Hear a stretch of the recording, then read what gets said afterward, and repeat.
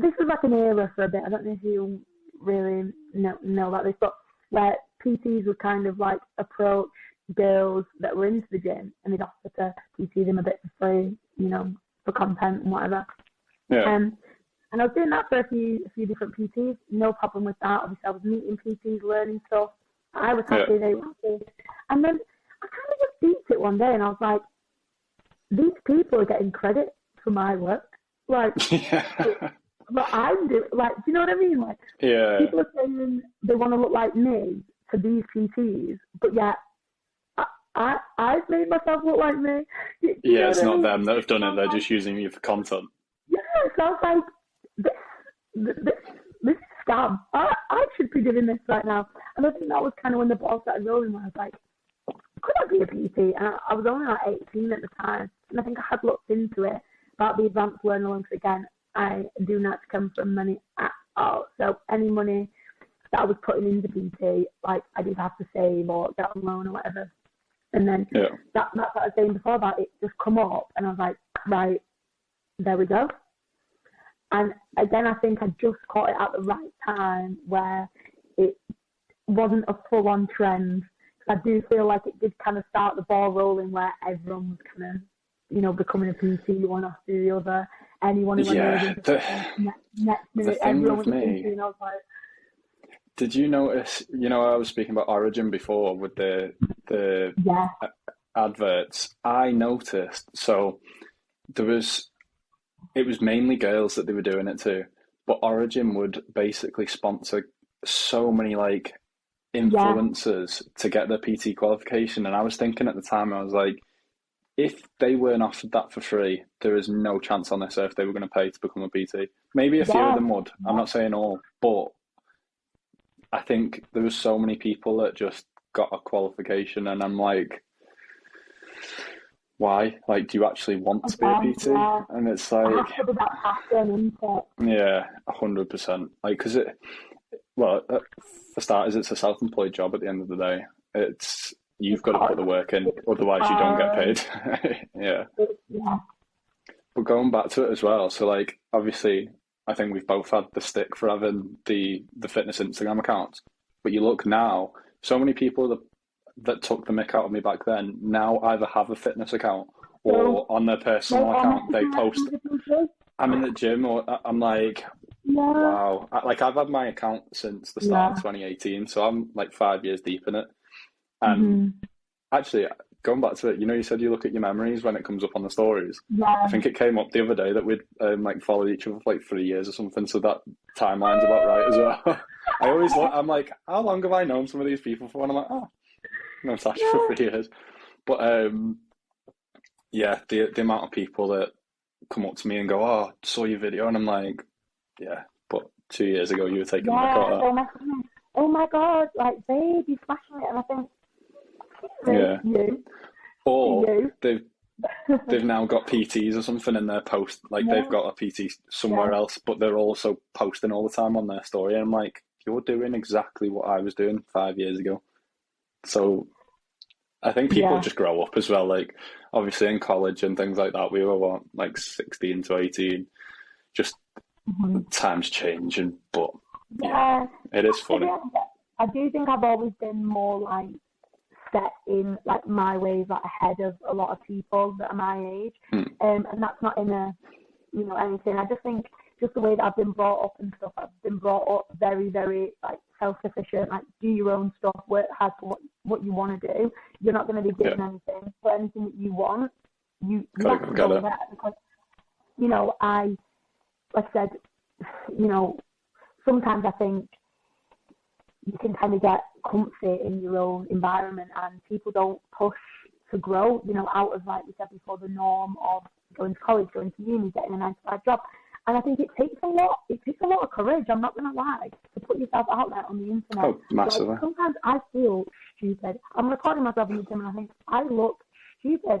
But I think it's about the difference between the people who are willing to push themselves out there and do something that's different, and the people who aren't, that are going to end up going further. Because I think, like I said, PTing that, it's hard. Like, having that imposter syndrome, that fear of rejection at first. Like, what am I doing? Like, no one's going to listen to me. I'm a 19-year-old girl. I've just come out of college 1 year ago. What do I know?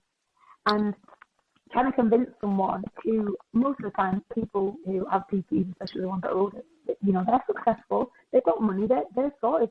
To get them to actually respect you, it's big. And, you know, you have a lot of setbacks. I think my first 6 months, I probably made about £400, £500 a month. You know, nothing. And not enough to live on, sort of thing. Not enough to live on, but, you know, I think a lot of people, that's where they flake in the cave.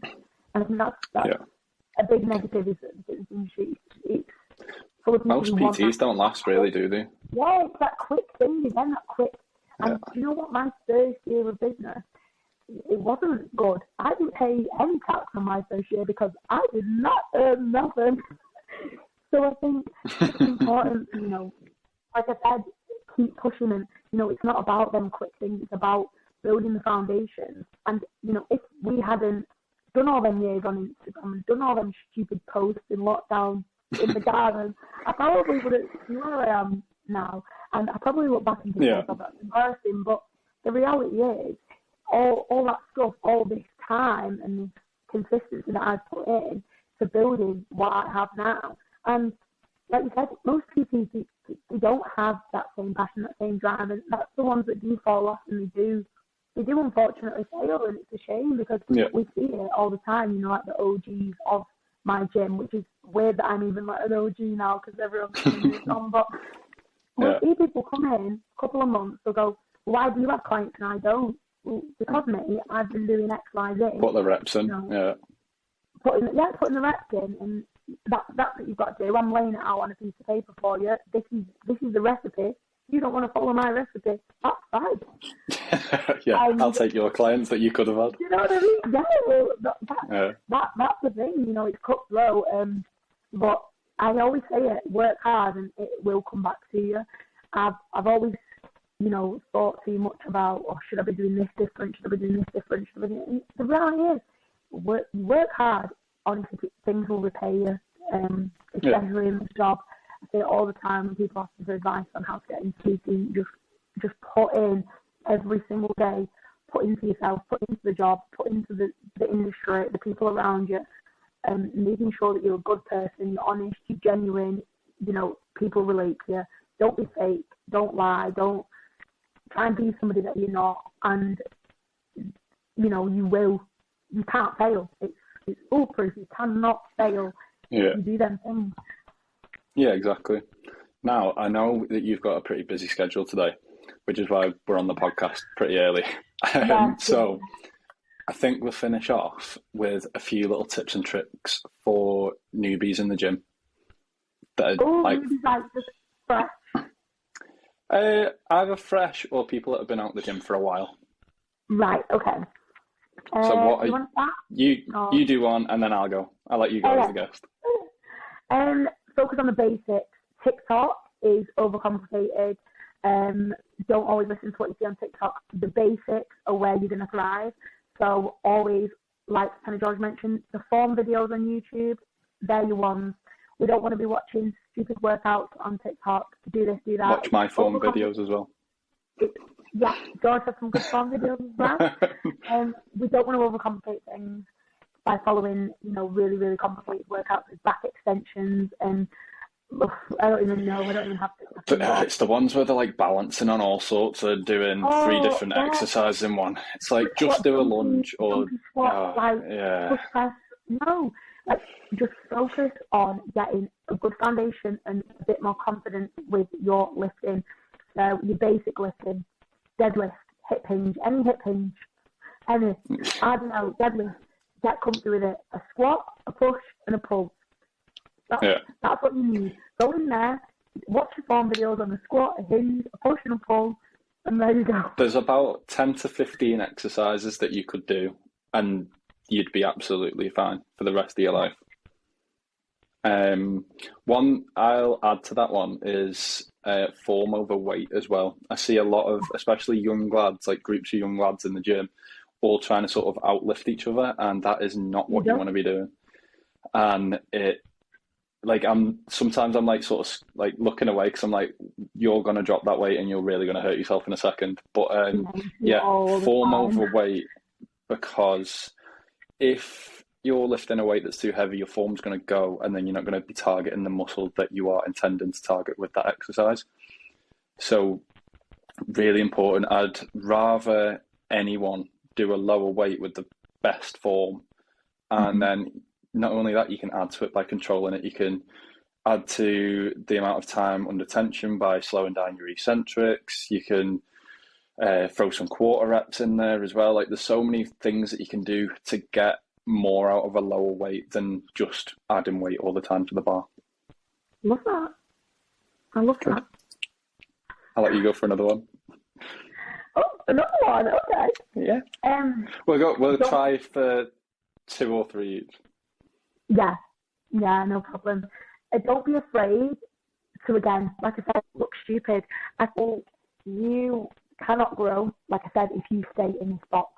Yeah, because you can grow as much as you want, but this box is limiting you, so you need to make sure you are not afraid to look stupid, because as much as, you might feel like people are looking at you, and sometimes I might look like I'm looking at someone, but most of the time I'm just like, in between my rests, just like looking around. Yeah, and, I posted a video of that the other day, actually.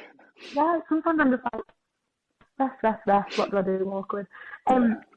And I just zone out. I'll tell you what, actually, yesterday I genuinely thought I had concussion or paralysed myself, because I was doing a total bar in a busy gym class, and what did I do? I slipped off the bar, did a roly post and fell completely on my back. Have you got a video? I had a little bit of a... Oh, God, I hope no one's got a video of it. I had a little bit of a teary-eyed where I was like, oh my God, that really hurt. But, just brush yourself off. It's fine. Yeah. The amount of times I've been to dedicated super gym and I've fallen over, tripped over, all sorts of stuff. Oh, it's so easy in there, though, because it's so That's what I mean. That's why I use that one. Oh, I came out with bruised shins. Honestly. I've whacked that many machines. Sometimes I get stuff wrong. Sometimes I worry that, if I'm doing a new exercise, like, am I doing this right? Like, but nobody cares, as long as, like George kind of said, you're not focusing on the ego, you're not focusing on the weight. It's more just getting some foundations, practice just really, really lightweight where you're not going to hurt yourself, but just focus on really, really building that confidence where you're not afraid to look stupid. And I think that's why people obviously get a PT. So if you do feel comfortable with another person, honestly, don't even think twice. If you have the money to afford professional help, then that's not even enough. It's not even enough.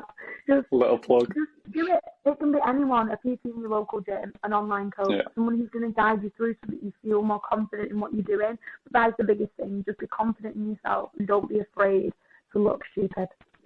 Please. Yeah, definitely. I always say, once you step out your comfort zone, that's where the fun and that's where the growth happens. So if you stay within that comfort zone, you're never really going to experience anything outside of that. And if you are wanting to get fit and healthy, well, you don't have to step into a gym. Obviously, there's other methods, but the chances are the body that you want is only going to be achieved by going into the gym. Another one, if you are struggling to sort of get yourself into the gym, there's so many different coping mechanisms that you could have. You could ask a friend, you could put your own music on so you're comfortable with whatever's in your ears. You can sort of block everything out, especially if the noise cancelling. That can help because you're not sort of worrying about what's going on around you. What other ones are there? Go at like certain times when the gym may be a bit quieter, or just literally if it's going to be your first time, don't even bother about sort of going on the equipment. Just have a wander around and then leave and then come back the next day. Step on the treadmill and just scope it out. That's what I do. If I ever go to like a different gym to train, first thing I'll do, little walk on the treadmill, scope everything out, and then sometimes even then I might just go for a walk around just to have a look. Because I think people probably look at people, like us, like other people in the fitness industry who are more experienced and probably think, oh my God, they know exactly what they know everything, and it's like, no. I just started Olympic lifting, right? And when I tell you, it has been a journey. Sometimes I post lifts and people message me like, this is rubbish. And I'm like, okay. But, Thank you. It's one of them, if I don't go through it and have the bits that look rubbish. I'm never going to get the bits that are spot on, you know, the composition quality stuff. And if I, again, don't want to keep myself in this comfort zone, I have to push myself to do these different things and change my training. Otherwise, I'd just be doing hip thrusts and squats for the rest of my life, and I don't want to do that. You know, I want to do different things. And if I was scared to try new things, then it would get very boring very quick. Yeah. The thing is, though, as well, is there's so much enjoyment in the learning process. So, like, I did a triathlon last year, and like, obviously I am capable of running, I'm capable of being on a bike, and I'm capable of swimming, but I'm not great at, like, especially swimming. Swimming's very technical. I enjoyed the learning process so much, but as well, like, I've never been like a long distance runner or anything like that. I'm 105 kilos at the end of the day, so it's a lot of weight to lug around. Like, don't get me wrong, I've played football and all my life sort of thing, but to then go into it was a sprint triathlon, so it wasn't like massive distances, but to go from playing football and going to the gym to then stepping into more of an endurance sport, so like it was a 500-meter swim, 21k bike, and a 5k run. That was pushing me outside my comfort zone. And then for whatever reason, after that, I entered a half marathon, which wasn't nice, but I've done it. And the sort of feeling crossing the line is worth stepping out of those comfort zones. Yeah, I cried. My first half marathon, my sister had a video of me literally crossing the finish line and crying because I just genuinely didn't think I was going to finish it. I FaceTimed my mum about 18k and I was like, Mum, I need some words of wisdom. That would have been the last thing I was doing. No, my mum is so supportive. She was like, come on, darling, you've worked really hard. No, like, I don't actually think I could have done it, like, physically FaceTime. Yeah, and then, like, high rocks and stuff, like, I've just entered my first ever high rock. I was so you smashed nervous. it, didn't you? I thought I would never, ever even complete it. And we ended up qualifying for World Championships. I'm now apparently going to World Championships for a competition that was just a bit of fun. So that was great. Smashed it. But that's what we're kind of saying. And, you know, you are capable of these things. And it's about, learning to do different things and learning to be different and, you know.